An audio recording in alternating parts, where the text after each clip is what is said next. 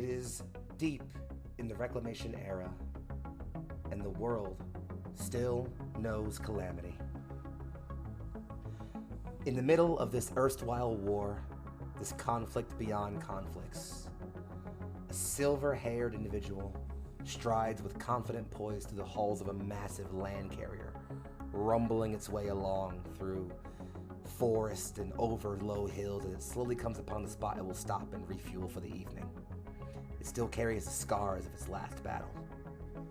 This individual confidently strides the halls. Other soldiers pass them and offer solitary salutes and calm bows, all being sure to remain an absolute 7-foot radius. As one Arthwiverous, otherwise known as the call sign Keelan, walks themselves through the halls towards where they were called. As they move through this location, they open a door and suddenly feel as if dozens of feelings like needles jab through their spine and brain column. Memories that aren't theirs, or absolutely shouldn't be, flash at light speed microseconds. Arth falls to their knees, a silent scream leaving their mouth. Before, like an almost robotic click, it ticks away. They stand up as if nothing happened and walk on. Good morning, afternoon, and or evening, depending upon time zone. Ladies, gentlemen, and all those in between and beyond that binary of the internet, welcome back to Neon Lights Roleplay, and more specifically, I welcome you back to Stardust Ghosts, our Mech-Ton Zeta campaign. I am your host for the duration of the stream. Oh, that's the wrong song, my bad. I am the host for the duration of the stream, Young Foxy, and I have with me here 4 members, we're down 1 currently, of the illustrious Collateral Damage Squadron, otherwise known as Seraph Lance. I'm going to allow them to introduce themselves, tell me who they are and who they are playing tonight before I delve us right back into a quick recap. And we begin today's drama. Starting off directly below me, a player whose introduction could be as long as their combat record. But much more important than what they do on the battlefield is the way they maintain calm, poise, control, and ensure that everyone is, well, keeping an eye behind them, if nothing else. Hey, Darby. What's up? Hi, my name's Darby, otherwise known as Chaotic Darby on the internet. I do stuff and things. Yup, and I play Facade, who has never done anything questionable in her life. Ever. Never. Not once. Not a single thing. Moving directly up to above them, a soldier who, while slightly new to the cause, has already made themselves useful both on and off the battlefield, as their brilliance outshines the most illustrious of combat records. Hey, Casper. Hi, I'm Casper. Pronouns are they, them, and I'm new to this whole thing. I am playing Violet Aries, a southern firecracker, basically. And a firecracker she absolutely is. Stepping straight across to your, I guess that'd be your right there for those watching at home. New to the Neon Lights cause, but absolutely someone who we already have grown to be adored to, and I think their squad mate, or their respective character, despite being much more reserved and quiet and maybe learning the emotional spectrum, has already endeared themselves to the hearts of many, most certainly their fellow squad mates. Hello, Danny. Hello. Hi, I'm Danny, or Danny's Corner, pretty much everyone on the internet except Twitter. Don't worry about it though. My pronouns are she, they, and I do play Zima, or call sign Streamline. And I am simply hoping to do the best I can. And lastly, what is a battle without a little fireworks, yeah?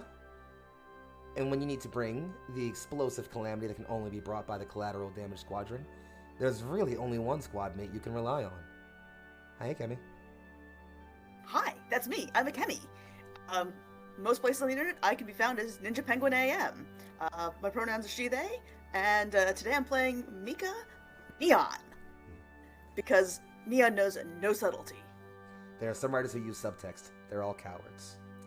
And folks, as mentioned, if you don't know who I am by now, I'm Young Foxy, also called Big Foxy, aka your favorite Fox Philly's finest, and I'm on the internet and places. It doesn't really matter right now. Much more importantly, let us settle ourselves back in the stream as a recap. Last time, we threw ourselves directly into the fray of battle as Seraph Platoon did their first full combat action with their new commander. It was a brief, glorious, and instinctual battle, but they proved themselves capable on the front, even when facing strange, new odds, such as the likes of a Sleipnir juggernaut. Ultimately, emerging victorious with the help of one of their comrades, one known by the call sign Witch, in a strange new mech they'd never seen before. The squad returned to their land carrier to travel on, still concerned with what's happening, but otherwise simply taking some downtime.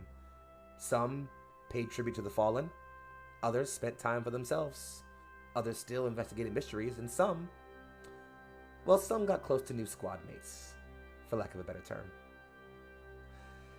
In either case, we're actually going to pick up just about... we'll pick up on two things. We'll start with Zima. It's been... Oh, don't you worry. You'll be fine. It's been only a full day since the battle. It's, that evening. Where do you think you'd find yourselves in the last sort of moments of your night before you, run maintenance, shut down for the evening, whatever it is you usually do for the night? Where are you right now? Let's see. Right now, Zima is probably maybe... There is there's like a sitting room, like lobby room, right? Like people like just hang out. Absolutely. Zima's gonna be there, but not talking or sitting with anybody. They're sort of sitting off to the side of it, and they're just sort of taking in everything. Sort of like trying to observe.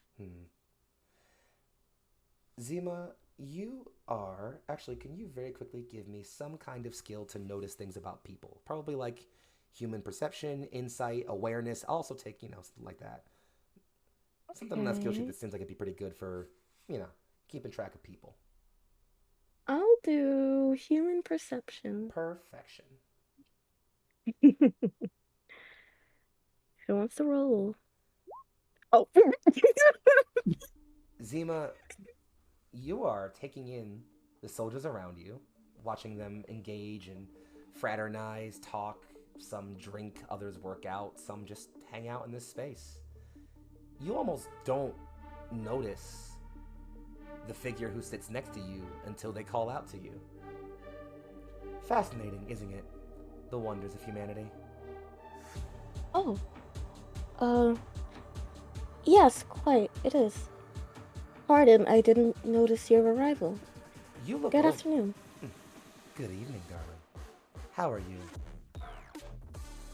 As you look over, you notice someone who looks a lot... Well, they actually don't look very familiar to you at all, although their voice absolutely is. You aren't placing it just yet with that low roll, but the figure, who looks mostly femme-presenting, makeup done on their face, and their black hair with kind of dark bluish and reddish tips kind of done up in a very kind of, businessy sort of bob-like area. As they, look up, they look, they're sat in a spot next to you, just sort of sitting there, calmly looking. The strangest thing is, despite clearly talking about the others around you, they're not looking at any of them. They're looking straight at you. Oh. Okay. What did she say? Alas? Alas. Interesting, isn't it? The, sort of the pond of humanity. And she also asked you how you were. Right. Okay. I am quite alright. Today has been, an interesting day. I have learned much. I believe. At least I have begun to learn much, I think. Wonderful. And your systems, darling, they're all functional? Processing properly? Mobility all functional and everything? I don't believe I understand Apologies. your line of questioning. Oh, apologies. I forget that I haven't met all of you in person just yet. It is wonderful to see you out in the field, though. I've been perusing your combat record. It's impressive. You are certainly the most impressive of my creations. As at that moment it clicks for you, the voice is one you've heard regularly make the same statement. Every few weeks you get a message on your personal, private comm, one separate from the entirety of the warnet. A private message hits you every 2 weeks that just says, Unit 4722, check in and report. It's at that point you recognize you're talking to and looking at Dr. Asano. See, Zima immediately straightens up and seems to puts her hands sort of across her legs, put her hands on her lap, and say, apologies, I didn't realize. It is wonderful to see you in person. The formality is not needed in your voice, but it is wonderful to see you adapting so well. Tell me, how has your time here in the field been? It has been quite interesting. Apologies, I seem to have come to a loss for words. Totally fine. I'll mark it for the record. Yes. It has been fine. It seems to have gone without much concern or worry. I have been making an effort to learn new things every day and be sure to observe those around me in hopes to improve myself. And your comrades, are they aware you are artificial, or is it still under wraps for most? Most of them are unaware, yes. Marvelous. It implies your human conditioning programming is functioning very well. We will see many great things from you soon. I hope to bring many good things. I strive to do good for you all. Tell me, dearest, how many days has it been since you were operational? And that triggers a code line for you in your brain. You immediately spit out the number. You can give me whatever number you say in direct days, hours, however you want, but you immediately spit out the exact amount of time you've been active. I wrote this down, hold on. Oh shit, we get backstory! Oh god, you brought out details. Darling, we just talked about this. Sorry, give me 1 second. Take all the time you need, baby. This is an edited episode. We have time. Oh goodness. Oh goodness. Okay. Where is it? Please.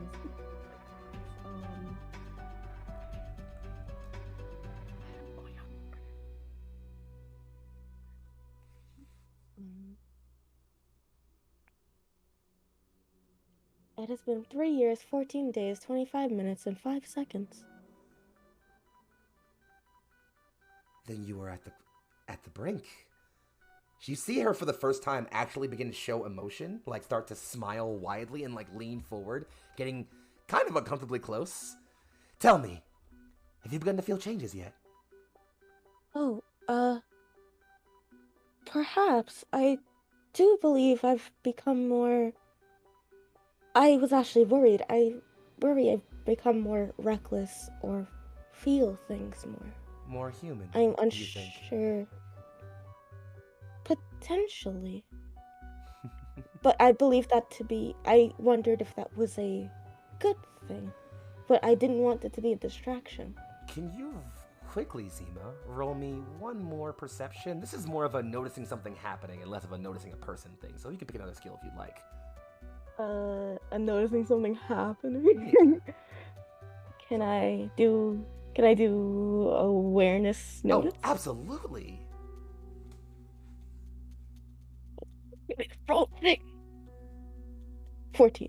14, if you'll... Alright, if you'll allow me just a moment for her to counter roll.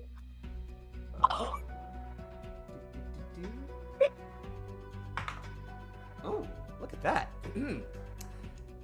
She reaches her hand up when you start thinking about the more human thing and start replying and saying perhaps, potentially. She reaches up and like moves like a lock of your hair back from behind your ear. And you almost don't notice it, but you realize she touches a panel of some kind. Maybe a button? And then just holding your face just says, "Oh, darling, you will be so, so much more than that." Oh. I hope to be. Apologies. I seem to be feeling something. She holds up a wrist and presses a few buttons. You can see she actually has a sort of console grafted cybernetically into her arm as she moves her sleeve back. She presses some buttons on the console and just says, "Do not rest in your own quarters tonight. Find somewhere secluded and private, preferably a storage bay. A container if you must." Oh, of course, understood. And you find that no matter how your person, yourself, might feel about that, even if you're thinking like, maybe that's weird, nothing about you feels obligated to resist that. Like, yeah, no. And she says, "That will be all, unit. Zima, my darling." Of course. Is there anything else I may be of assistance? She rises from her seat, not looking at you, and just says, "You may delay your next report by another 4 days. You will require time to adjust." Okay, understood. And with that, she walks away, quietly, disappearing into the crowd of soldiers like she was never there. It's at this moment that one of your squad mates actually enters. Mika. Sorry, I saw your name on the overlay and thought your name, not your character's name. There we go. Mika, the procession away from the sort of funeral ceremony kind of just generally found the soldiers kind of all shifting their way out of the room where the other bodies were being held towards this more centralized area of sitting and relaxing. It's almost like just a quick room over, so it's not like you're moving too far, and you kind of wander in, and maybe you're even lingering at the doorway and considering going somewhere else, and you're still welcome to if you'd like. But before that, you notice from aside as someone you've never seen before gets up and walks away, Zima sitting there with this, it's not a blank look, but there's definitely some distance to her stare.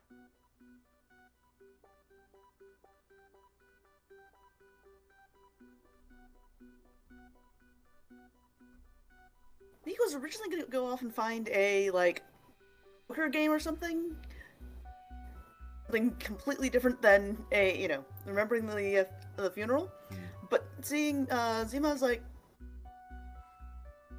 walk across the room. "Hey, Zima, you okay?"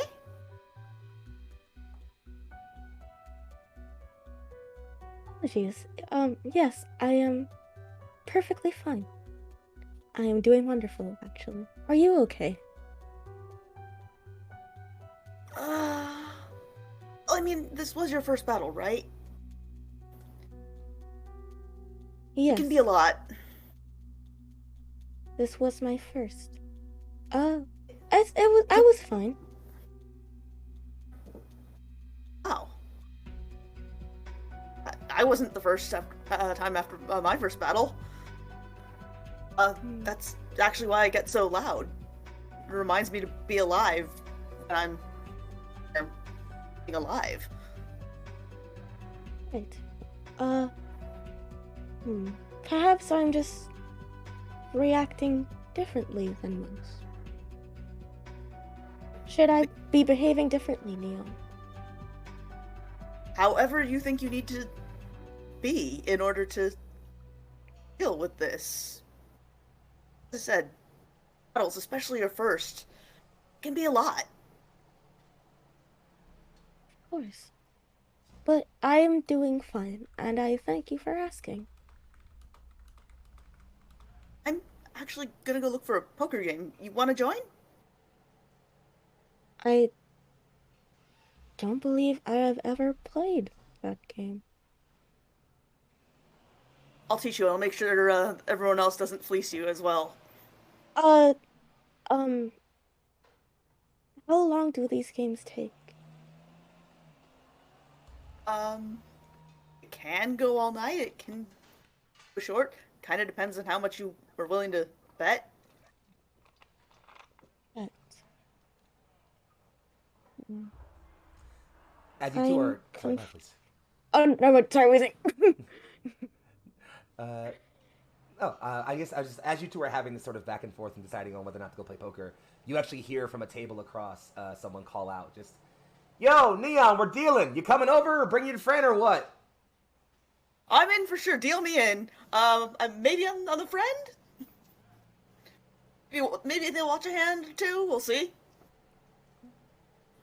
And they say, "Yeah, well, come on."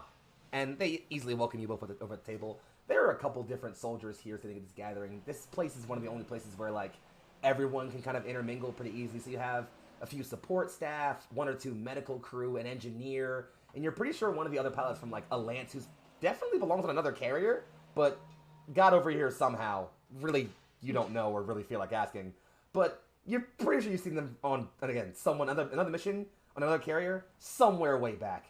But they're all kind of gathered up, and, you know, the engineer, the one who waved you down, is this sort of older, gruff man, is, darker skinned, very full gray beard, covered in deep muscles, but also in lots of scars.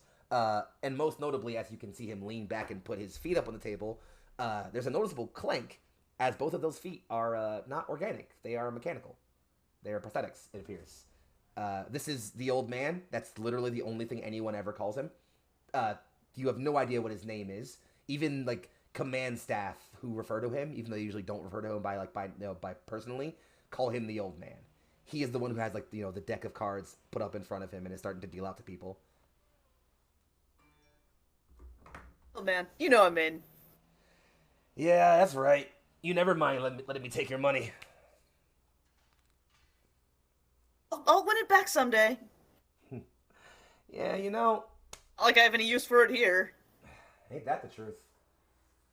Only thing I use it for is shitty cigs and crappy beer at commission whenever I get the time for.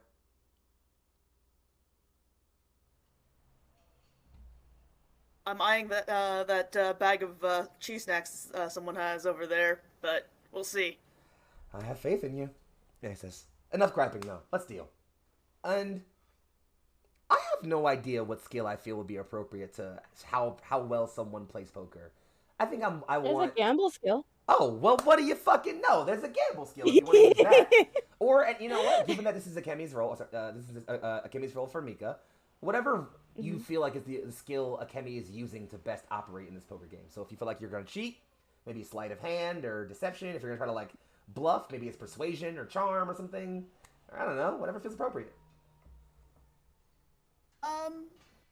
At least the first hand, I'm gonna just gamble. All right. After that, we'll see how it goes from there. Give me that gamble roll real quick. Oof, a 10. Let's see. Ha! He nat one. So, you deal out your hands, and you are almost shocked by, like, the kind of decent hand you get the first 2 rounds. The first 2 rounds breeze by for you, and where he just talked a bunch of shit about you losing a bunch of money, you quickly realize that your stack of small coins and other, like, trinkets is gathering in height as his and the other table members is starting to decrease, and people are grumbling and complaining and even looking over at Zima, trying to see if your hands are moving or maybe taking cards or anything, just like, what in the... And then he's like, at this point, the old man, who looks mad frustrated, looks over and just says, oh, someone's got their heart in it today. All right, up the ante. And he pulls what looks like a data pad of some kind, like a video pad of some kind, and, like, holds it up and drops it on the table.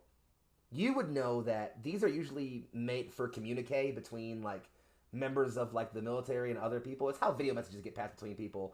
These are normally reserved for, like, high command and or, like, people who are in positions of power. It's not uncommon for soldiers to get them. It is incredibly... Okay, I guess it is pretty uncommon, but it happens every now and then. As the old man drops it down, he just says, came for you today. No idea who it could be. You want it? Play me for it. Fuck would like that, Neon.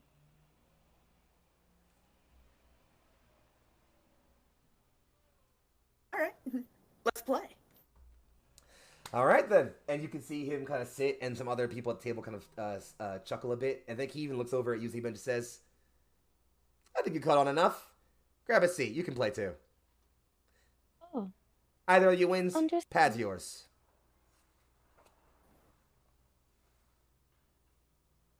I will play. Alrighty, then. Deal out, folks. And let's go ahead and get one more roll this time from both of you. Again, it can be whatever skill you feel will be appropriate for what you think your character's doing to try to win this round. Okay. It's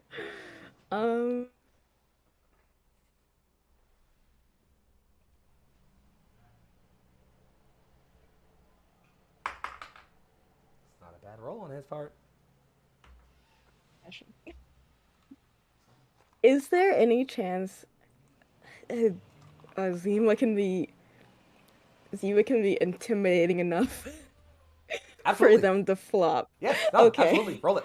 No, 100%. That's what I would like to try. I have no problem with that.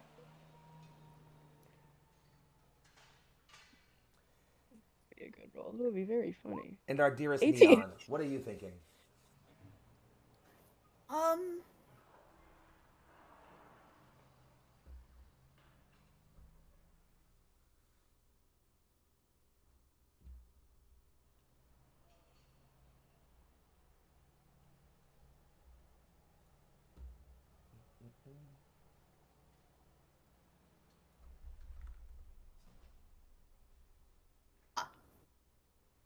gonna go strategy I instead like of it. gamble. I Nice. like it. Let's see it. Ooh! Oh, what's a 21? You all play 3 hands. The first hand, he outclasses you both. You can tell he's definitely not playing his cards fairly, but it's very hard to catch him in this, as the old man's done this a bajillion times. Round 2 comes out. Zima, you start picking up on the way this game works with probability, and as you're getting dealt out your cards, you get this feeling like, I absolutely know what my cards will be, and I know they're going to be good. Like, round winning. And you get this sudden glow of charisma about you. Like, no, I know I've got this. I know I've got this. And you can see, it shakes him. He folds. And you look at the hand, and it's weird because while it's certain that you were running the probability and the math in your head, and that's kind of what made you feel so sure about it, you look at the hands, his hand was significantly better than yours. But it's not that you got your math wrong, it's that something else gave you the feeling that you were going to win this round. Beyond the shadow of a doubt. He says, all right, best of 3 then, fine. And runs the 3rd round up and, drops all the cards. At this point, it's looking real rough. But, Mika, you get this curious idea at the last second. As he's about to hand out the last card, you sneeze. Just, and the whole table jumps. The card he had in his hand falls. He has to pick it up, put it at the bottom of the deck, reshuffle, and re-deal. The last card you get completes your full house. You slam those cards down, and the old man just grabs a cigar from somewhere and lights it. It's like, fuck. All yours. Whatever. Out of my sight now, alright? I'm bored. And you are all handed... No reward without a risk. My winnings. Yeah, I suppose that's true. Keep that in mind on the battlefield. Hope you don't get yourself killed, yeah? Try. And then before I let you separate from the scene real quick, Mika, now that I've established who the old man is and how he's sort of a veteran presence amongst the military here, do you think Mika's had any time to sit and talk with the old man previously about more personal things? Definitely. Then as he pushes over the pile of winnings, including the video pad, which again, there's a little blue light on it to indicate there is definitely a message waiting. He just pushes it, looks at you kind of solemnly, and just says, "It's from her."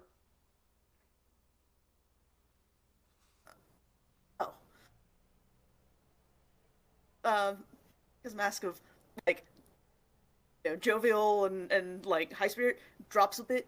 goes a bit kind of deadpan, and then reverts back into the I'll be taking these. The old man, again, playing right in, just, yeah, scram, brat. We're gonna keep playing for like you get up to go and find your own way, and Zima, you're more than allowed to go as well if you want. Other soldiers who are at the table seem like they might want to get up and go with you to find a drink or something. They're like, oh yeah, let's go grab a drink or something, and the old man's just like, not you, you asshole, sit down. I'm not done taking your money yet. And the rest of them all sit down. The old man looks at you and offers a quick nod. And yeah, you're both free to part the scene if you'd like. If there's anything else you'd like to say or do here, you are more than welcome to. Please don't think this is me rushing you along. But It seems like you're a natural at this. Oh. I simply did my best with what I was presented with. Thank you. It was a good game. Yeah, you did really well. Especially first time playing. Perhaps betting is what I was born for. Should bring you into more of the games. We'll clean up together. If we get a chance, then I would enjoy that greatly, yes. I should go. I have somewhere to be. Right, you take care. Remember, as I said, it can be rough of getting through your first battle. If you need, I'm always around. You see him holds a hand out. Aww. It looks like it's for a handshake, but Mika does the handshake into hug thing and then heads out. Yeah. Oh. Like looks at the handshake for a moment, goes, I don't know, handshake, hug, and then brings Zima to hug and then heads out. Zima stands there for a second and then we'll leave to go to a little storage container. Mm-hmm. No, that's fine. Simultaneously with this, actually just a bit before this, probably while the poker games were going on, elsewhere, a certain one individual leaves from another part of the land carrier, a more secluded off area where command staff tends to be. Facade, you are literally just parting your encounter with Seraph Commander, noting most remindedly, because I like to remind you of this, that he called you by name as you were leaving. It's as you are parting. Actually, you know what? First off, let's just start real quick. Where are you at internally? This is the fun sort of anime monologue internal moment. Where are you at right now, leaving that sort of moment? I think she finds the encounter to be very interesting. Just intrigued. There's a bunch of question marks surrounding this commander and the things that he may or may not let slip during their conversation. She's like, this is more than I thought it would be. You know what I mean? She kind of just assumed, dipshit got sent down here for same as the others. Mm-hmm. But yeah, that's kind of what's noodling around in there. As she checking around corners before she's heading off anywhere. You check the first corner, nothing. You check the second one, and you come face to face with, well, a face. Boo. A very chiding kind of comedic voice says, it's a person you recognize, obviously. It's Witch, actually. The pilot of the hour. I believe thank you is in order for saving our lives out there.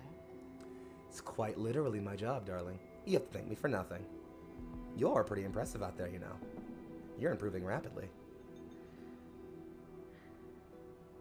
I try. There's only so much you can do, though, when your mech is limited as it is. She picks herself up off of the wall she's leaning on. A word of advice, love, about ambition. Which is? It's a powerfully effective tool. The way it consumes a soul, pushes one forward towards an end with no regard for the consequences, the casualties. But it's a double-edged sword. All the knives you wield will someday come back to bite you. So I've learned, at least. And how many you have been bitten by?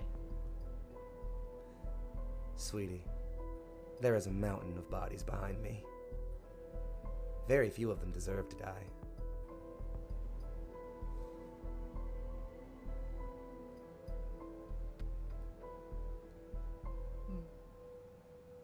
Well, thank you for the advice.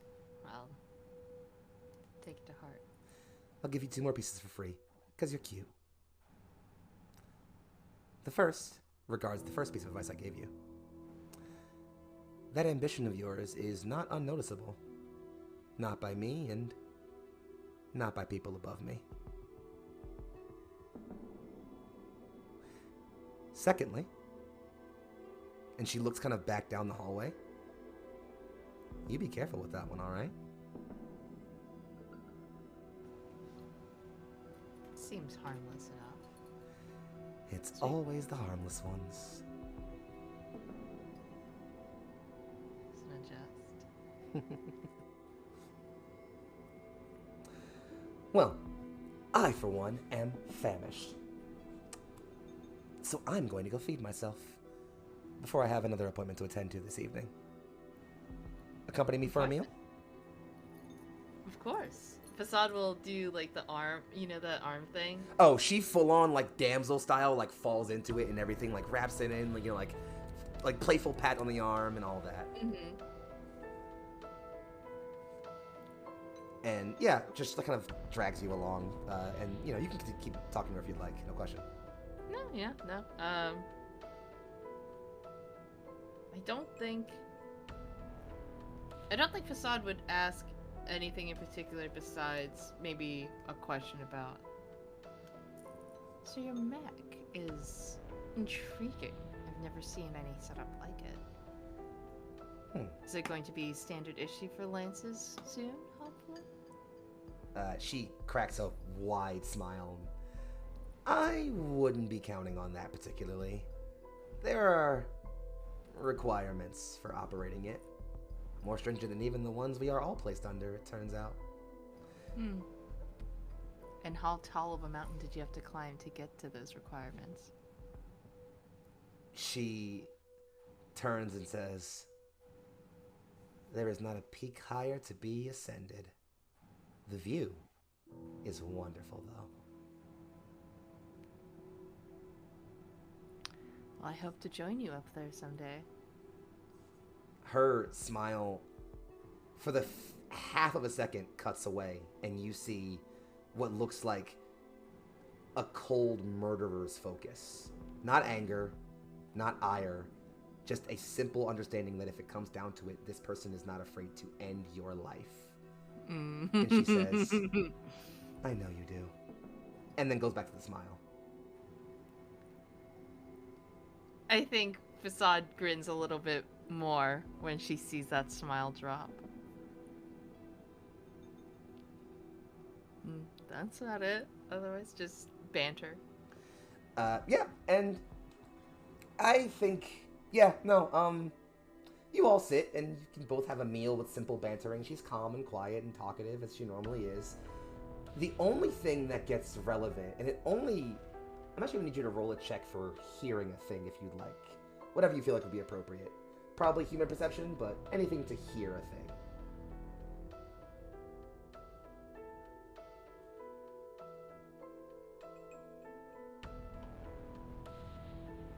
Damn.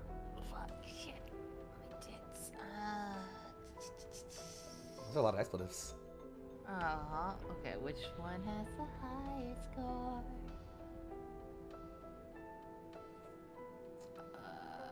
They're both equally the same. Okay, human perception it is. Give me what you got.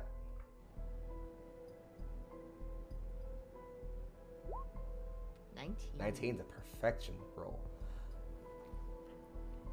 You all, before you part, find yourselves having a convo about, well, the war overall and the way your commanders kind of use your lances pretty liberally without really being concerned about the losses you all might take. It's almost like they're more concerned about equipment losses than personnel losses, typically.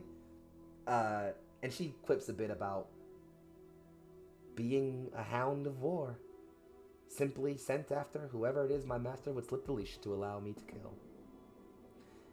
And as you get up thinking about that, she says, a final word though. Be careful should they stick me on you. He won't protect you.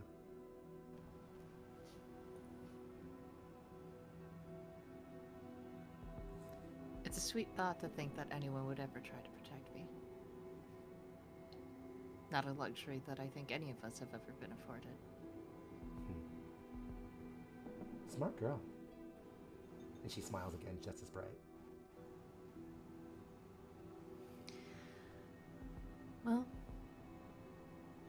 thank you for the lovely meal. Of course.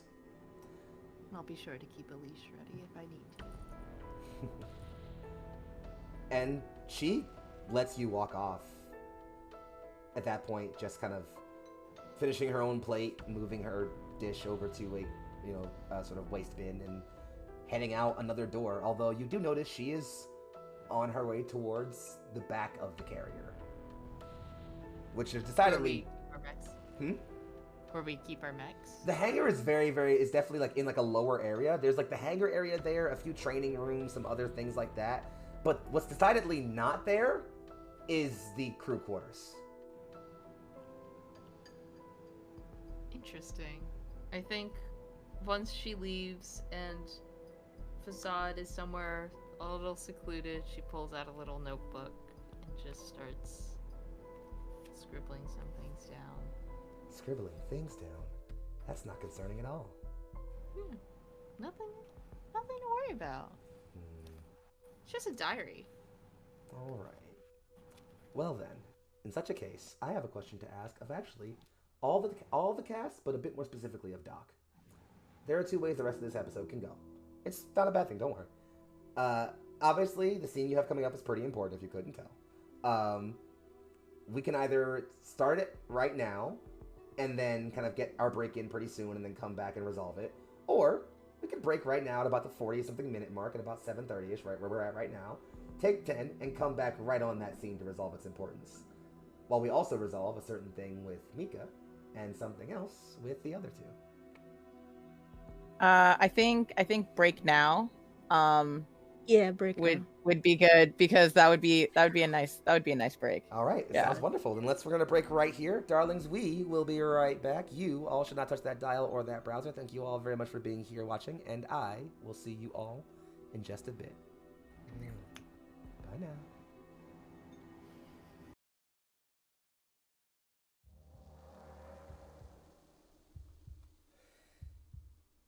It is a dark night. The carrier has pulled itself in, rumbling to a slow stop at a rest location. Fueling trucks have already pulled up beside it and are beginning to plug in conduits and refuel the massive carrier, which holds an entire 4 lances worth of mechs and all their support craft. At the back of this scene, under a tarp, hidden by the pall of rain and thunder washing over the area, sit 2 individuals. The first, arms crossed and carrying that same swaggerous poise that she always does, Ms. Witch, facing at the individual she called forward to speak with this evening. Doc, how you feeling and looking right now? So Doc has cleaned up a bit. She's still got like grease smudges all over her face and is not wearing her gloves or her hat because she's on a date, yo. So she did her hair ish, kind of residual grease from like whatever she was working on before has now styled this.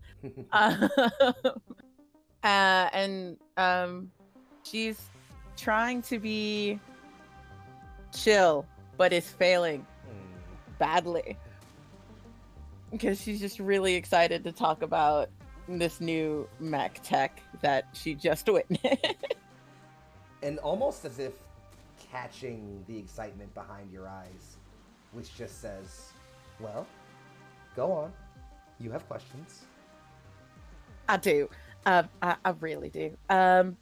So yeah, I saw how your mech just tore into that juggernaut. I was just wondering how did you incorporate? How did you get that much power with like no battery? I've been working on that technology for years, and I'm sorry, I'm rambling. She holds up a hand and starts flexing it a bit, and just Metamoto nano-enforced energy protecting claws. They can tear through things at a molecular level, destabilize metals, flesh, whatever. Impressive tech. I'm not sure how they made it. How they power it's, well, it's a complicated story, actually. Tell me more. Oh, I will. But first, how well do you keep secrets? Well, if I told you the secrets that I do keep, then I'd be terrible at keeping secrets now, wouldn't I? Wonderful. Were your answer not sufficient, I'd still tell you. However, it'd be followed by letting you understand how those claws work.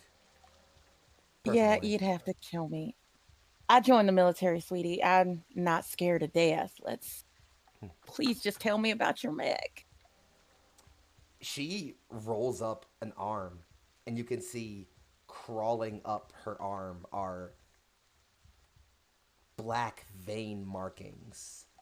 Like the very bloodstream itself is rotting.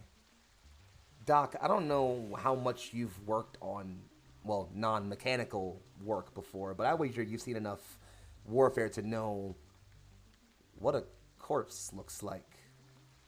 Yep.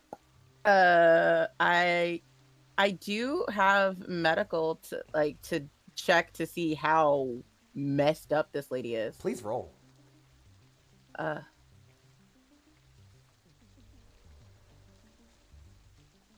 Oh wait, it's hidden behind the thingy. Why is it always hidden behind the thingies? Always hidden behind thingies. There we go. 29. Wow. Even through the power of rain, amazing roll by the way, you are immediately able to tell it looks like the very vein structures are decomposing, like they're coming undone. The best way you could describe this, because you know the way a corpse comes undone, it's, you know, soft matter and skin tissue and things like that first, followed by other, you know, more internal organs and things, eventually rotting away to just a skeleton. This looks like someone is rotting from the inside out, is the best way you could describe it. It stops right above her, like right below her sort of elbow joint. And the rest of her arm sort of flesh looks perfectly healthy. I go to grab her arm, not even thinking, and I'm like, "Oh, honey, who did this to you?" And I'm just expecting like all of the. I'm trying to take in as many details as possible. She doesn't stop you. You grab her arm and start turning it in your gaze and moving closer to your eyes so you can get a good look at it. And as she's looking and sort of discussing this, she just kind of says, well, that is kind of the story. And I suppose I'll answer that, but before I do that, a question more philosophical. And I'll ask the question before we cut away to someone else's scene real quick. Don't worry, we'll come back here, obviously. She looks at you, eyes very focused, and says, what do you think it means to be human?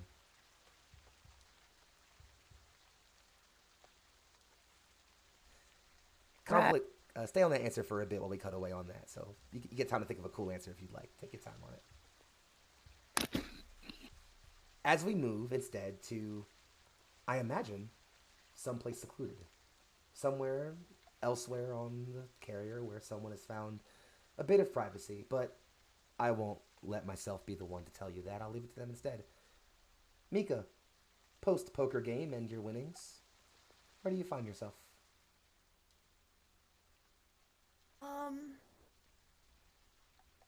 Normal places like the library and the common area where poker games are happening are just far too many people. Even one's own bunk. There's still, like, people that could be around. But, especially on the day of a funeral, if you go back to where they hold the funeral, that place tends to be empty. And true to form, it is completely void. The only people present here are the ones no longer breathing. And even they will soon be carried out, you wager, by the time everyone's sleeping. It's here you find this place of perfect solitude. You can hear the rain pattering on the outside of the carrier. And in your hands, I assume, is the video pad you won.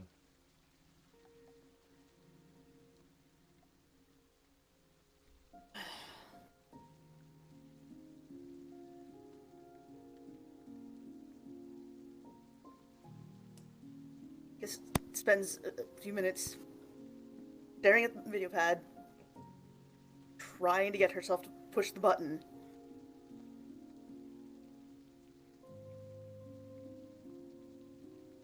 Then finally just pushes it.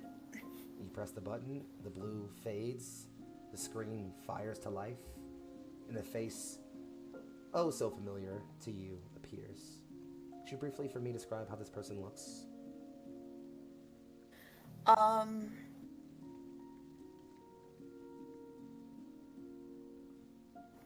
have this part planned.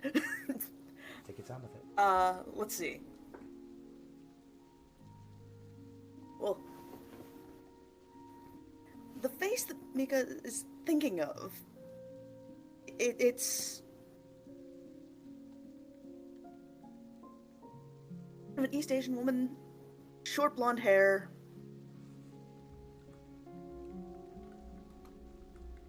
kind brown eyes, and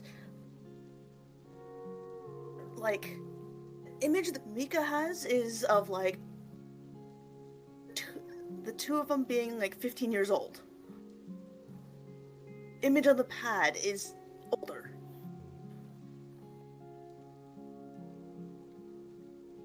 The face comes to life, looks somber, but there's a smile already worked onto their face before they even speak. They stand there quietly for so long, you almost think it's maybe a live feed and not a video, as the two of you stare into each other's eyes for a bit. And finally...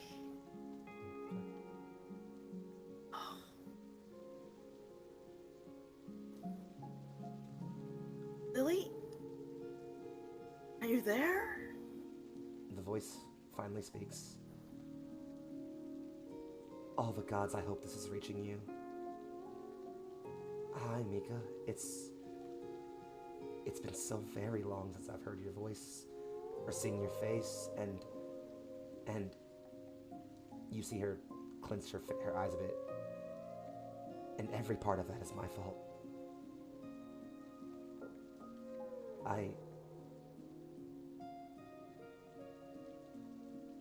I've been busy. You can tell the obvious intent that she was going to say something else and cut away from it at the last second.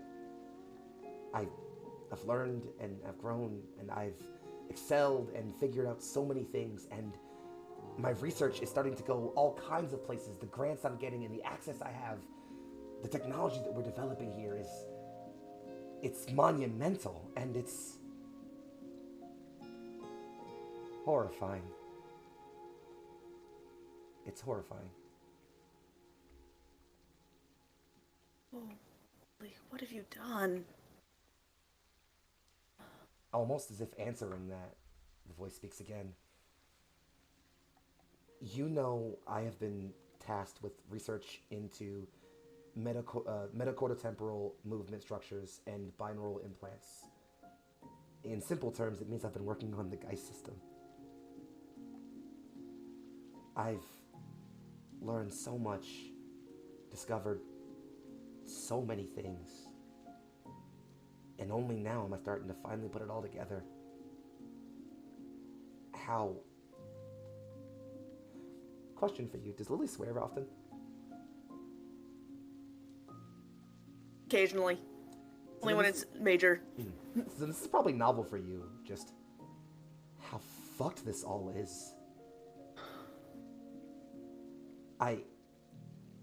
You see her face drop into seriousness again. I can't say a lot right now.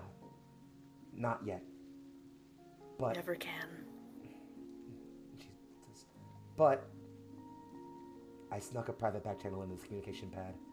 Assuming it reaches you without a soldier stealing it or some random inspector tearing it apart, if you press the panel in the back, it should create a private feed to just me. It can only be powered for 3 minutes at a time.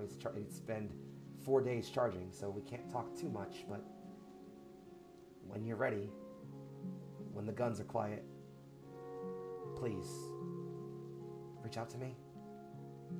I want to know you're still breathing.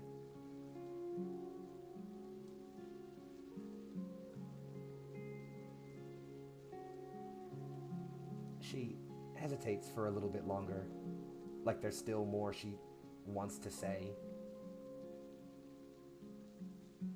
The worst thing about all of this is that every time I read into this system, this surgery, this war,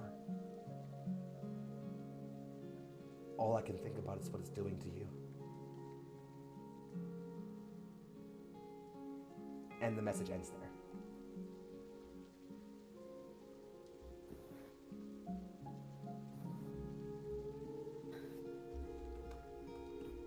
Oh, Lily.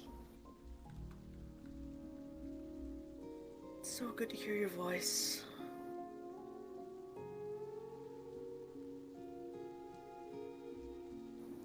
Taking the tablet, turning it over. It's not like anyone else is around at the moment. There's a panel on the back. It's almost impossible to notice by anyone who's looking, even a trained technician. Like, you kind of think maybe even Doc would have a tough time finding this panel at first. But there's a symbol scribed on it. Something you know she put there to make sure you knew what it was. What's that symbol? Lily. It's literally engraved in a sort of circle. Small enough to not really be visible easily from far away, but you can see it wraps around a small little latch, which when you pull open, reveals a small sort of hidden dish and several other buttons you can press.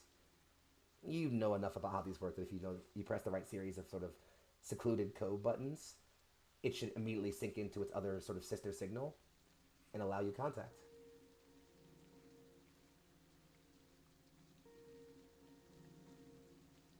Put in the date that we separated. The blue light returns and then begins flashing a green, like it's waiting for a receipt. It doesn't take very long. You almost wager she was probably waiting for that light to come on to her end of the pad. It goes a solid green, the video flashes to life, and that same face is there. Tears streaking from their eyes, and a sad, somber smile on their face. Lily. I have never prayed for anything in all of my life, but that you would still be alive. There must be a God somewhere.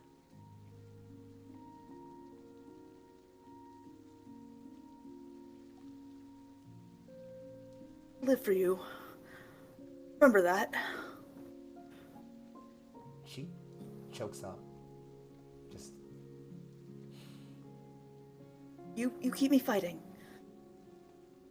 By fighting, I stay alive.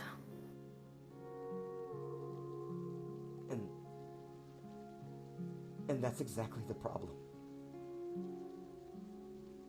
This war, what the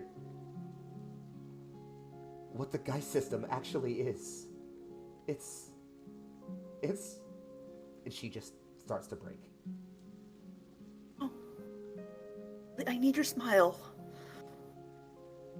I need that as my memory of you. Not your tears.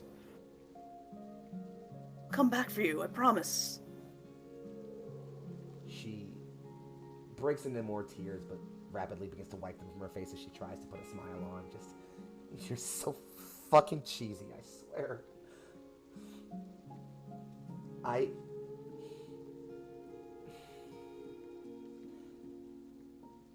I'm gonna get you back to me. Do you understand that? You know, I have to find him too. My brother. I know. And, well, that's part of what this call is about. You'll see her cut her eyes away as a silhouette walks by a window behind the room she's in. I have to go very soon, and there's not much time we can talk. As she looks at the pad, just, our time's ending anyway, but... Found him? I think I have. At the least, I found a name you should follow up on.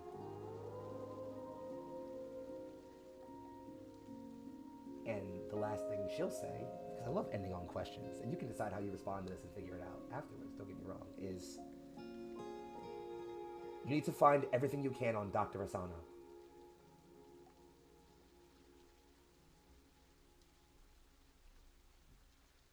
Dr. Asano. Remember the name. Love you, Lily. And she looks and just, I love you too, my firecracker. Light up your life. You light up mine. She smiles, puts a hand over the pad, and a single tear falls right as the screen winks out, and the power indicates it needs recharge.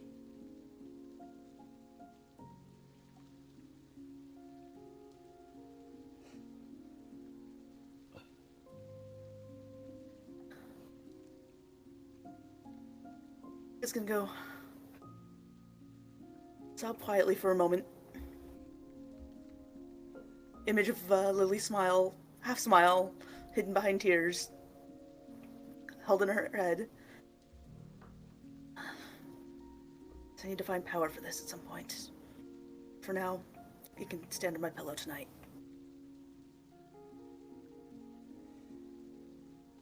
And we part away from that scene, moving out of the port side window, as tears are masked by the sound of steady rainfall.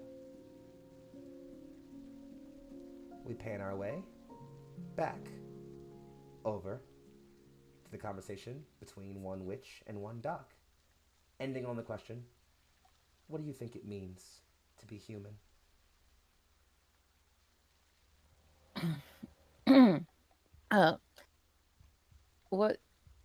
What type of question is that? A simple one. Being And then a complicated one. Being human just means you have something worth fighting for. She smiles. I like that answer. It's better than mine. What's yours? Doesn't matter. It does to me. Well, to be human, she looks up, means one more star joins the heavens when you die. To be anything else means all you get is the void.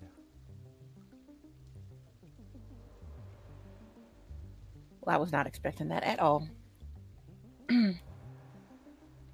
She actually does an interesting thing, and while you have her arm, she takes and grabs yours and pulls you a little bit closer, and takes the other hand and runs it right along the lower back of your neck, right where you know a receptor module for your Geist system is.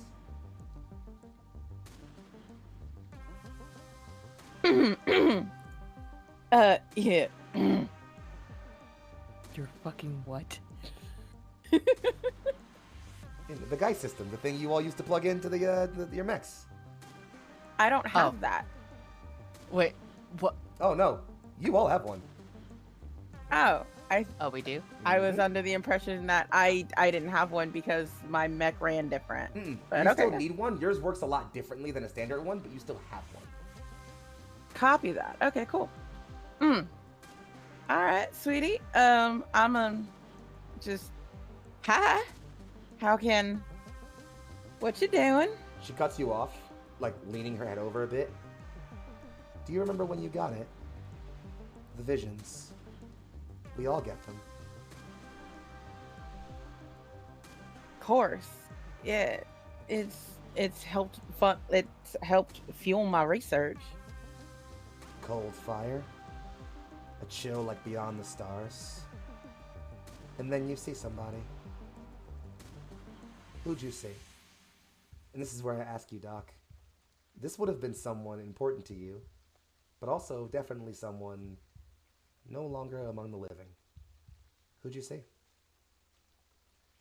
I see my parents. Do you tell which as much? They kind of alternate, but mostly I see my mother because she was the last one I saw before we got separated.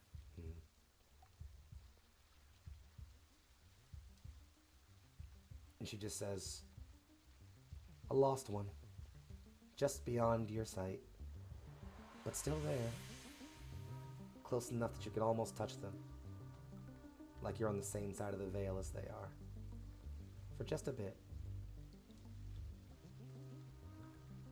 At this point, Doc pushes Witch away, like just She lets you. a little bit aggressive, to just get her space. What's your point? It's simple. The Geist system allows individuals to pilot the Type 22 frame and other mobile assault frames like it. It integrates our consciousness, and possibly something else, with the very essence of our machines. It's just a theory, some say. But, well, there are those, even among the scientific community, who are, well, let's say skeptical in their beliefs around what really happens when we undergo that surgery.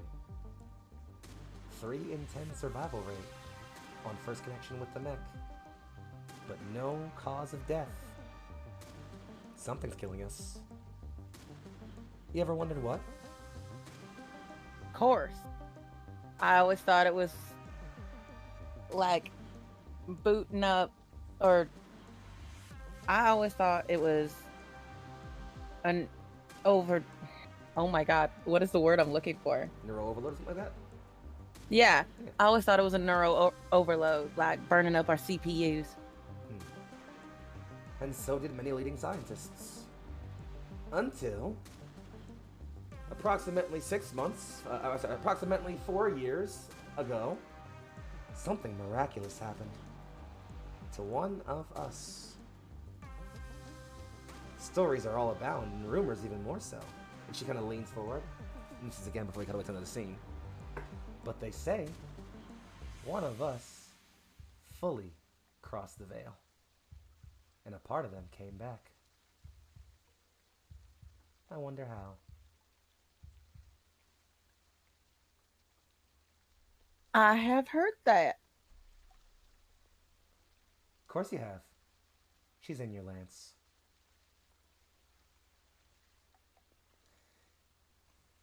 And we'll cut away on that line, actually. To another brief scene. My dearest Roxanne, it's late. You had a day, which included combat, and if there's one thing that any soldier knows is that the fire of battle tends to work up a fucking sweat. I thought you were just gonna end it at fucking. No, But- no, that not yet. No. Okay. Cool. However, you do feel like you probably need a shower. Sure. Yes. And- Mhm. Yep. No. Go on.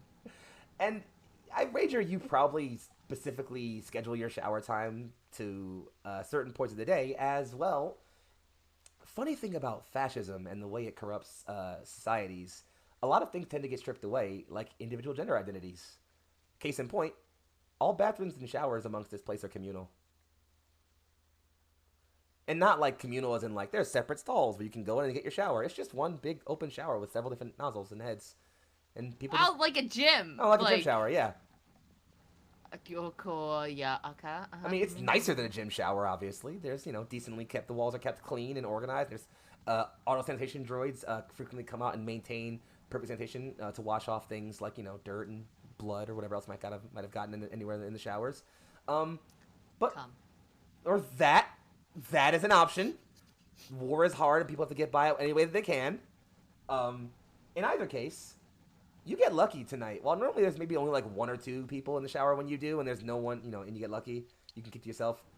There's absolutely no one in the showers this evening, at least this side of the ship. You're in entirely by yourself. What are you thinking about right now? I think she's thinking about her encounter with Witch a little bit, and the commander. Mm-hmm. Just like, this is very, very interesting times.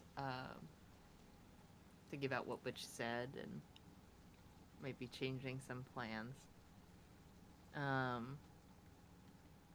But also thinking about the engineers in Lance 31, I think, was the correct. That makes sense. That, yes, you're right. Is that the right one? Mm-hmm. Yeah. You are right. Thinking about those. I'm just going through a list of names in her head of what the engineers' names are in Lance 31 and their general schedules and that sort of thing. Could you roll me some kind of skill check to see how well you recall those things? Yeah. Which one? Whatever you feel like makes sense.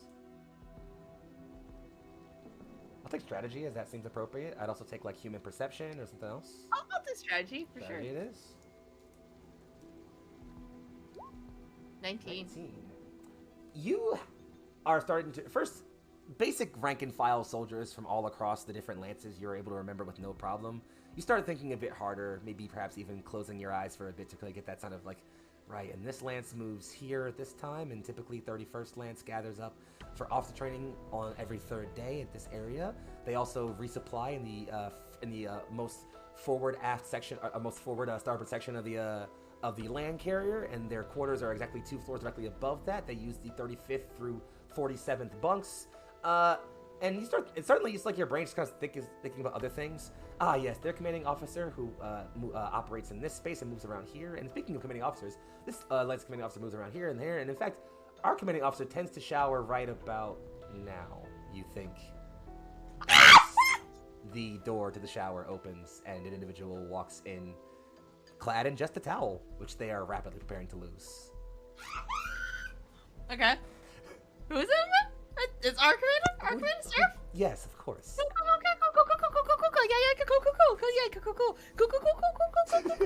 Roxanne is totally relaxed, but I'm cool. Sorry, this is too much fun. Totally cool. So as you're cooling out over there, she's so chill, so relaxed. He enters eyes closed, so doesn't notice you at first. Door closes behind him as he undoes the towel and whips it over his shoulder, and then opens his eyes. Oh, apologies. I didn't realize I had company, he says, kind of jokingly. Clearly. Wow. He kind of quietly walks over and... You know what? I'm leaving this to you. The showers are big. They can encompass maybe 30, 40 soldiers at one time. Where are you in the showers, and how close is he to you as far when he starts showering? I don't know! I think she always picks a part of the shower if she can. Or that's why she chooses when she showers. Where she can always be watching, like, the door. Mm-hmm. And always, like... in a way that she can't be, like, cornered super easily, or at least she'd have an opportunity to dodge away. That's where she is in the shower. Where he sidles up to her, I don't know. I'm asking you. She's very relaxed. This is totally normal for people in this time, I guess, to be. Yep. It sure is. I'll say he stops maybe with 4 or 5 shower heads down from you. Okay, respectful distance. Yeah. Just like at a urinal, you always pick. You never go right next to them. It's very rude. You gotta get space. You gotta go at least one. Yeah, you have to have space. Not that I've ever used a urinal, but to my understanding, that is the etiquette. You're correct.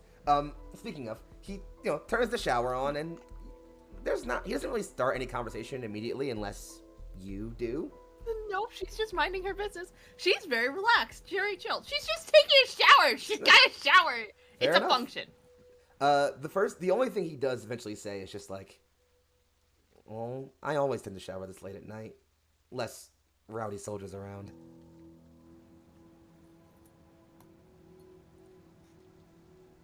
Didn't he say this is his first command? Mm-hmm. I mean, he's been deployed with you guys for about a week or two. A week or two. But that implies, like, longer. It does.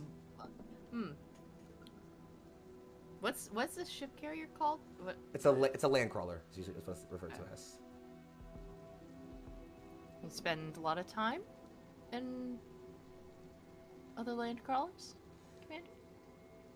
And he kind of smirks a bit and says, I tend to keep myself to this one, but we had similar communal showers back in officer school, and when you weren't allowed to go home for any rests or holidays. Understood. I would have imagined that they gave officers some better facilities. He smiles and just says, we are allowed plenty of decadences, but if I've learned anything, it's that we're all just cogs here. A very astute observation, Commander. I try.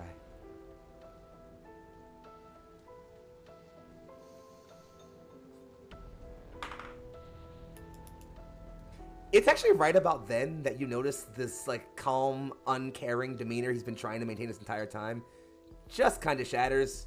His face tinges pink. He looks directly away from you, and stutters a bit before speaking. Among the... What's this? Well, there are, of course, perks to my station, though. Oh? Do tell. I don't believe that without significant change that will ever be an opportunity afforded to me. He smiles a bit, although it does kind of soften at the recognition of the realness in your statement. And he just says, well, I certainly may have to shower with the rest of the soldiers. I don't necessarily have to dine with them. Your own private dining quarters.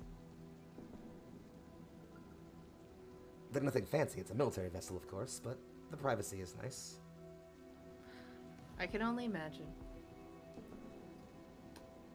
Well, and he says, like, starting to look straight up, blush reddening.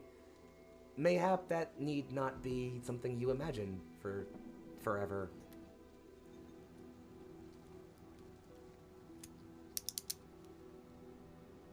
Commander, are you asking me on a dinner date? The sort of auto-dispensing bottle of, like, soap gel that he had in his hand falls out of his hand. Just, Okay. Yes.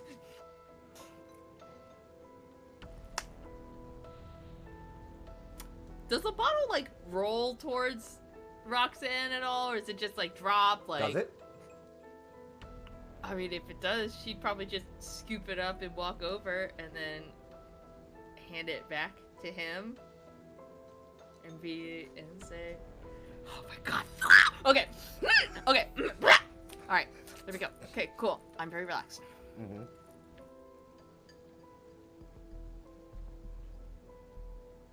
then I look forward to not imagining anymore what it'd be like to dine with just one other person.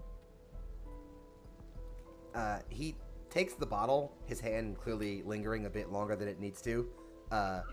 He also, despite, you notice now, clearly trying to avoid eye contact or any kind of contact this entire time, definitely cuts a quick up and down.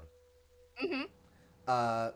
She does not do a quick up and down. That's fine. You don't have to. Yeah, no, she'll not like super long, but like she'll do like a little, like a little, like I'll do, yeah. A little once over. Gotcha. Yeah, but a little longer, I guess. I don't know. Mm-hmm. I don't know what's appropriate. You're fine. Whatever you feel's appropriate. Okay, cool. God, what a hope. Sorry. Yeah, as, your shower finishing and his still going on, you are more than allowed to part the scene whenever you feel appropriate, unless there's anything else you'd like to say.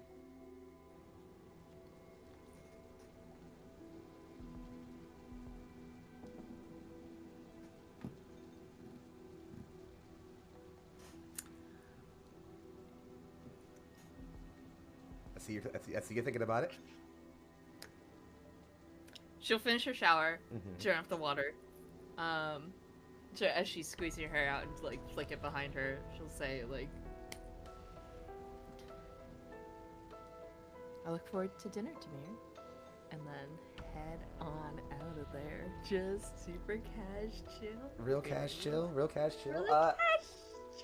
You make your way out, no problem, no issue. He doesn't say anything back immediately, but there's clearly a fluster on his face, no question.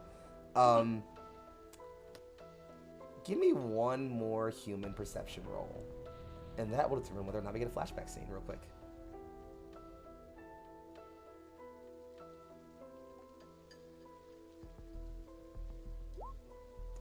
Let's see if you can counter roll that. Oof. Meatstick does not beat it for NPCs in this game. So,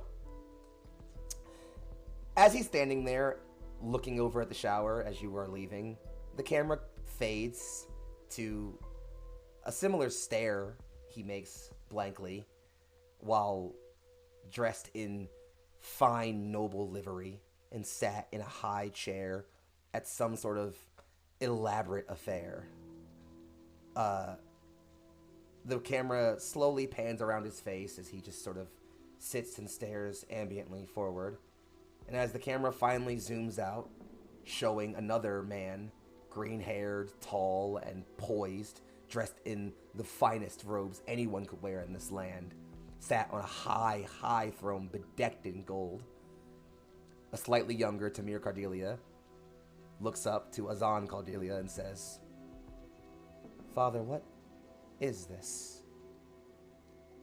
Azan gestures forward and says, "The future of this family, son."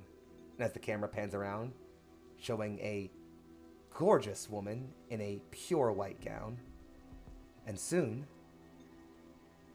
your secured place on this throne. Tamir, for his part, just stares blankly.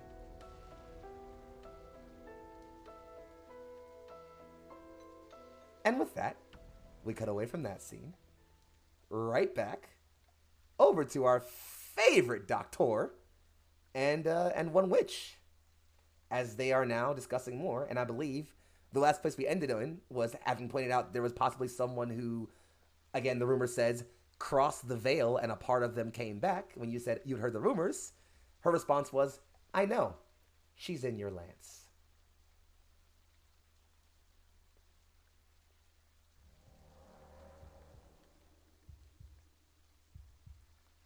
It's muted.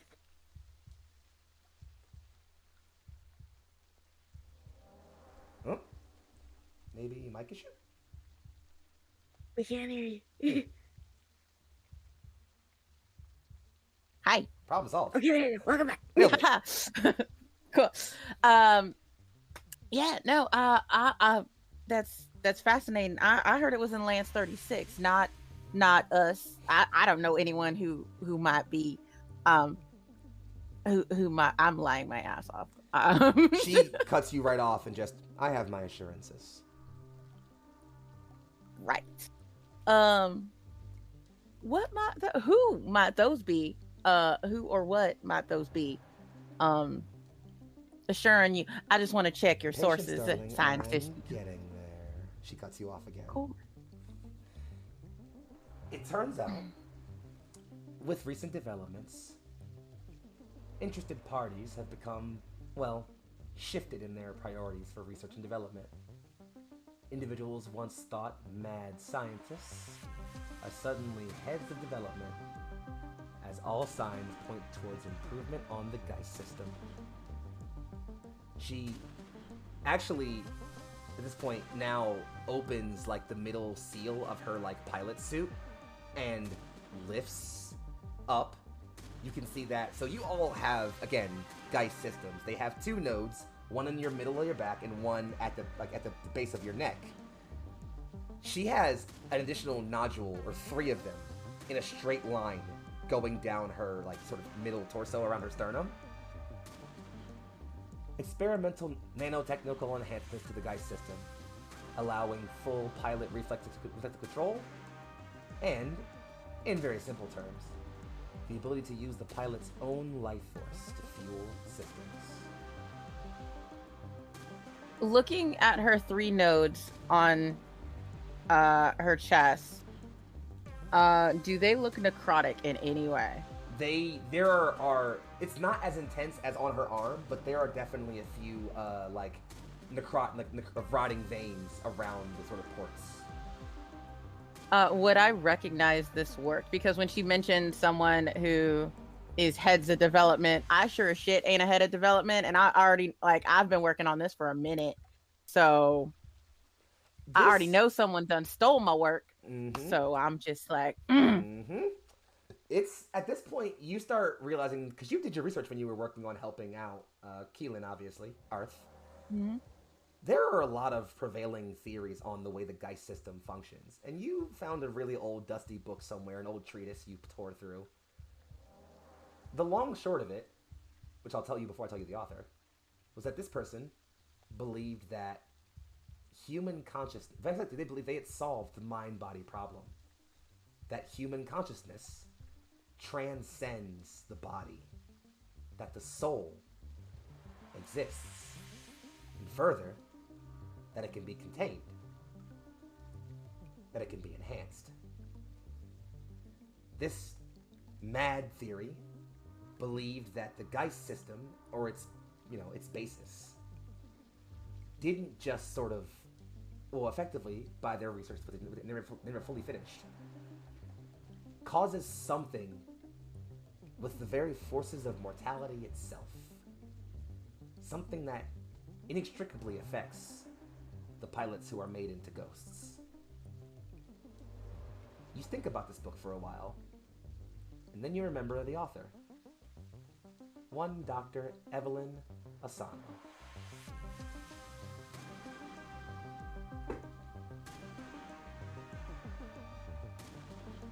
Also, that music drop? Holy shit, good job, me. Wow. Right. So, my work is based off of their theories. They done took it in a darker direction than I have. Okay. Okay. She says, well, of course they did. What do you think that other cute artificial one is?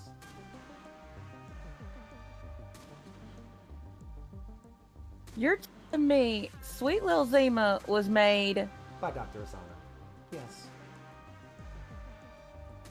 Oh, no. Okay. Well, no. At that point, I'm going to pull out my tablet, because I always have a tablet on me. And I'm checking the whereabouts of, my whole entire squad. Because, I don't know. Okay. I got a vibe. No problem. I just need to know where everyone else. Yeah. You check your squad I just need to know where everyone else.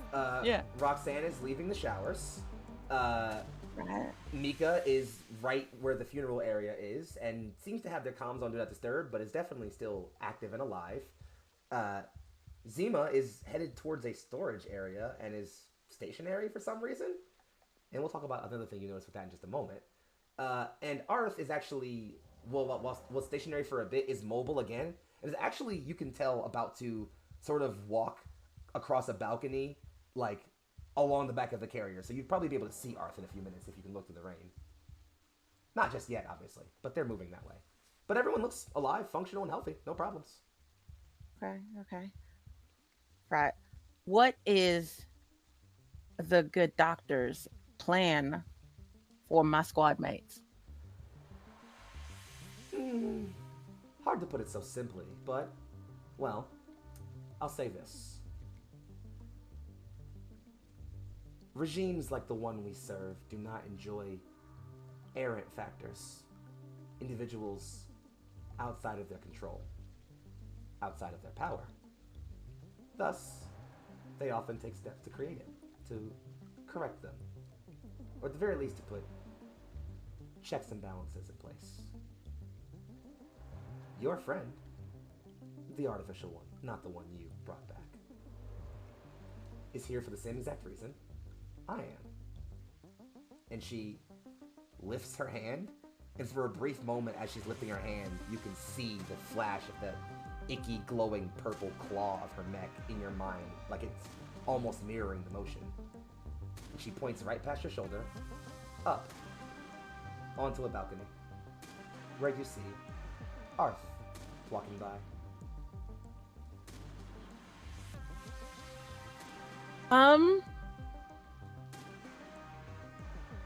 This goes against all of Violet's beliefs, but while with the tablet still in hand, I'm going to try and hack Witch to stop whatever she's doing. Right now? Yes. I don't know what she's doing. Oh, she's not doing anything. She's just pointing at Arth and just showing you, like, very clearly the person she is. I'll just give you this one as a replay. What she's saying is that Dr. Asano was very aware of Arth and tried to recreate Arth with Zima and possibly some others. And 2, that if not Zima, then absolutely Witch received and are put in the place they're in, so that if Arth ever goes haywire or AWOL, someone's powerful enough to put them down. Right. Copy that. So I just see, so Arth isn't doing anything like gonna jump off the balcony. No, she's Arth's just standing there. Arth's just walking by. Okay, cool. Okay, cool. Okay. All right, so then disregard the whole hacking witch thing. You got it.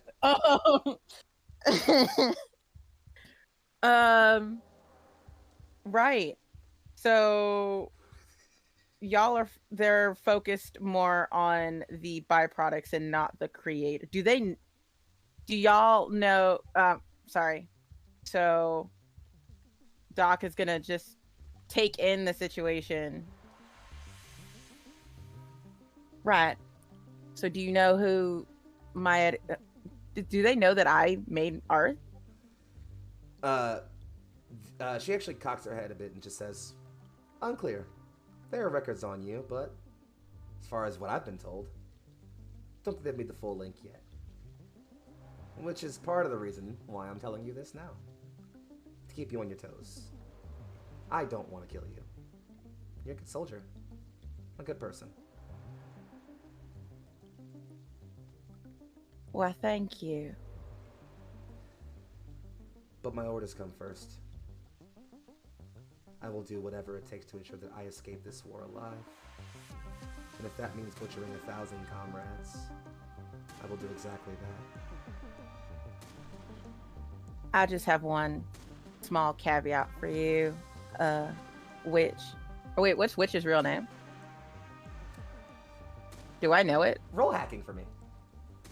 Hacking? Yeah. Okay. Hey, does Roxanne know which is real name? We'll see. Hey, I'm actually kind of very good at this. Just because I said that, don't fuck me over, dice. Okay. 21. You didn't get a last name, but you did get a first. Vara is her name. while you're on your rampage of trying to get out of this alive, Vara, I'm gonna need you to not threaten my squad. She cocks an eyebrow at having her real name read. Just says, and actually puts both hands up kind of placatingly. Not a threat, just information. The second part of why I'm telling you this is that my orders have changed recently, and I'm not sure why. What are your orders? Turns out, I'm not just one of your Lancemates watchdogs. I'm two.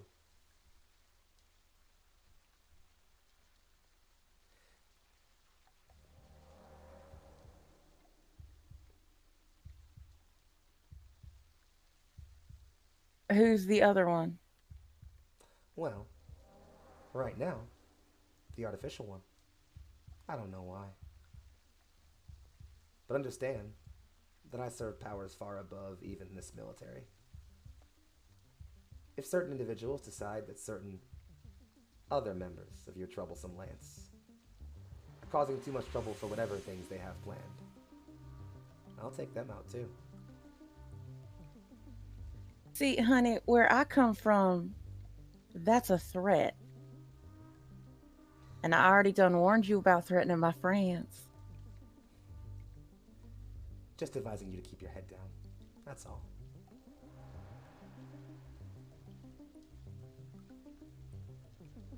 In the spirit of staying cordial, I will let those threats slide. If they happen again, you and me won't be so friendly. And with that, I'm gonna walk away. She cocks a wicked smile behind your back and just behind you calls out, "This was fun. We should do it again." I don't think so, dear. You're not really my type. Shame. And as the scene parts, the rainy night and Witch's cold purple eyes being the only things remaining, we cut away to one last scene. Zima, you were told to find someplace quiet and secluded to process the evening. Where'd you go? Zima with Jesus much. So much so much happened. Okay, no, I'm so composed and calm right now. All of you. So composed, all of you. So much. Zima will be going to a out of the way sort of storage container. Somewhere that they would know would not be checked in the next like maybe 8 or 9 hours at this hour. Something that maybe has been checked recently so they know people won't go in it right now. There is an empty storage container in the hangar bay, which has probably already been emptied out of its supplies and everything. So won't be moved until they're ready to chuck it away into the recycling, obviously. So you can easily, it's massive. It's meant to haul supplies for your Type 22, so you can easily get more than comfortable in there by yourself. And that's where they'll go. And what are you doing while you're in there by yourself on this quiet, rainy night? Then, they're gonna, just gonna stand there, for a little bit, and think. Yeah, just wait. They're just waiting for a little bit, essentially, watching the time. You start thinking as the time ticks on. Eventually, almost against what you think should happen, you close your optic receptors. Your eyes close and you start to see things. It's not your memories of your squad mates or anything like that, but instead it's memories of a lab. Individuals being carried and moved, damaged beyond all repair, wounded in battle, just like you were. In fact, some of those memories even look just like you, splayed out as your body is toyed and played with mechanically, as things are grafted and changed in your body, organs that are already burnt and blown out replaced with something else, your head open and exploited and messed with. It nags at you. feeling like fire, like rage, like pain, like things you've never felt before ripple and roar through your body. You start to hear things, voices, sounds, some of them memories, some of them remind you of someone in particular. Who's that person? I believe that is their name. Um, that person, I believe, is one of the people that Zima remembers very distinctly. It was somebody they've kept in contact with. Um, that is that they know is in a hospital bed right now, and not probably not thinking of them fondly, but Zima knows they check on them. You start. Sorry, Their please. name is. I was saying their name is. The name that comes to mind is Shadia. You think of Shadia for a bit. You start to hear her voice in their voice in your memories. Then you start hearing things you definitely don't recall hearing from them before. Not memories, but something else entirely. And not just their voice, other voices. Voices of the soldiers around you. Things like, I am so fucking tired, I just want to sleep. And I'll never see his face again. I miss him so dearly. And, oh my god, I let them die. I let them die. I let them die. All the memories, all the thoughts build up. Your brain begins to bubble inside of your head. It feels like throbbing. You let out a pain shout as you throw yourself out of this trance, gripping your head and falling to your knees. You look around and realize that all about you, this perfectly rectangular cube of some kind, has been dented, like some ethereal force pushed it in every direction, emanating directly from you.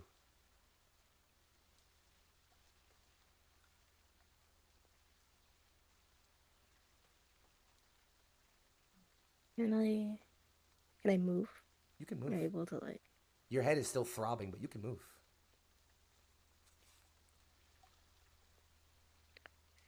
Do if I um if I look around, you see Seema just sort of on the ground and holding their head, and then they move to sort of holding themselves a little bit.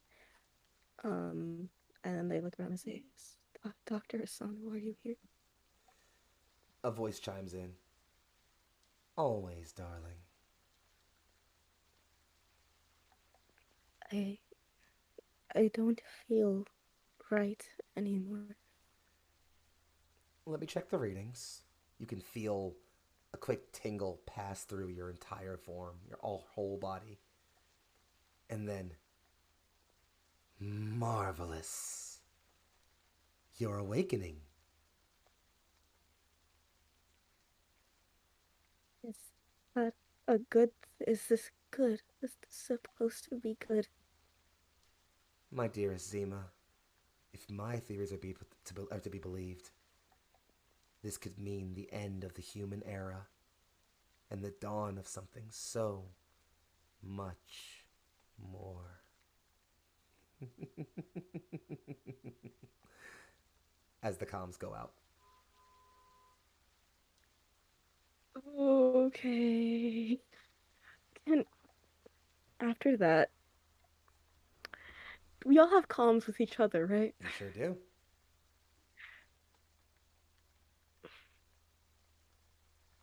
I wanna call Doc. Um, and say, Doc, are you available? Zayma, sweetie? Yeah, of course I am. Then, apologies. Can I meet you somewhere? Uh, where are you? Well, I see you're alone, sweetheart.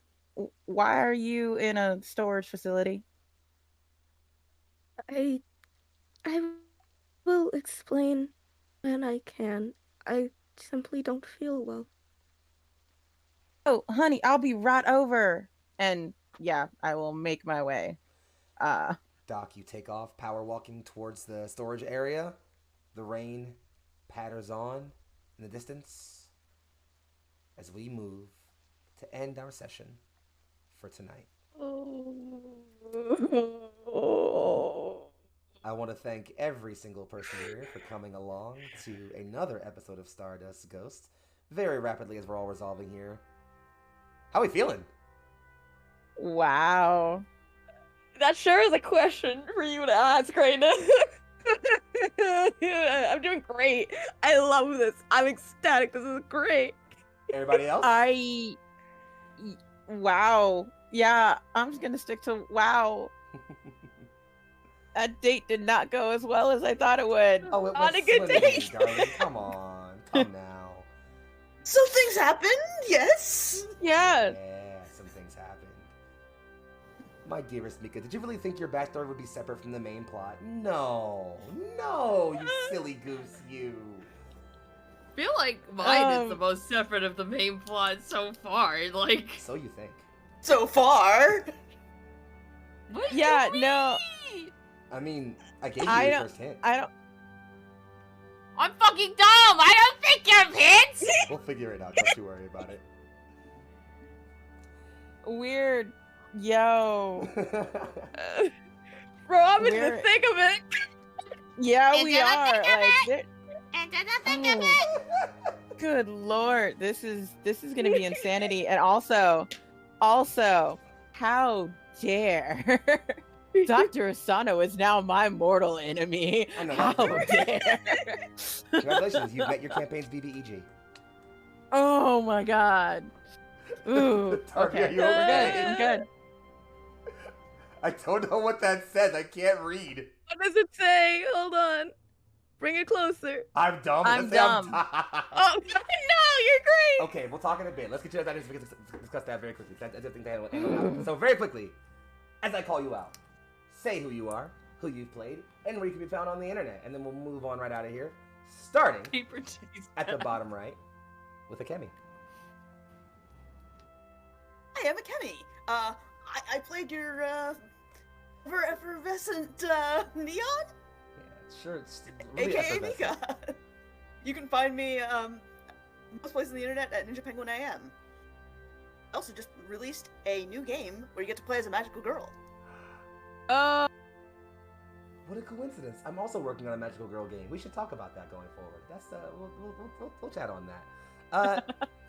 Always glad to have you here, Akemi, and I'm glad that we finally got to see a bit more neon in this story, and I'm waiting to see what that looks like going forward. Moving straight on up. Hi, Danny. Hey, how's it going? I'm not freaking out. I'm Danny, and I play Zemore Streamline. You can find me anywhere at Danny's Corner or at Animated Pizza. And yeah, I do stuff, and I'm having a grand time. I'm so glad you're having a great time. That means a lot to me. Swinging right to the left, directly across from them. Hello, Casper. Yeah, I'm Casper. I played Violet, or Doc. Yeah, I did that today. You sure did. And you can find me anywhere at Wolfgirl2525. Well, last, but anything but least, of course, we swing to the bottom left of your screen to cover the incomparable, the important, the amazing, and their commander's favorite simp. Hi, darling. Yeah. Hello, my name is Darby, otherwise known as Chaotic Darby on Twitch and Twitter. I'm a TTRPG player, streamer, possum, and all around menace on the internet. You can find me in places doing things. Maybe doing the commander, who knows? So so wish you weren't muted for that. Fuck! I'm not! Anyway. I was wheezing too loud!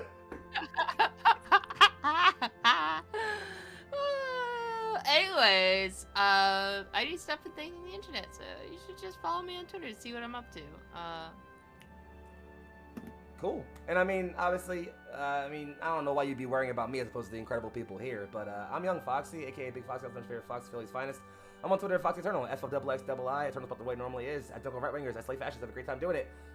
You'll see me around on the internet. I'm going to, a few days after this is going live, I'll be taking my brief break to go to Gen Con and do some stuff there. So if you're there, let me know so I can give you forehead kisses. Otherwise, I won't. Friends? Isn't this episode going to go up after Gen Con? I just realized that. That's why I didn't mention it. I'm leaving it in the edit. I don't care. Whatever the case, this has been Stardust Ghosts. We've been Neon Lights Roleplay. You all have been fantastic. And remember, most importantly than anything else, take care of yourselves and each other. Good night.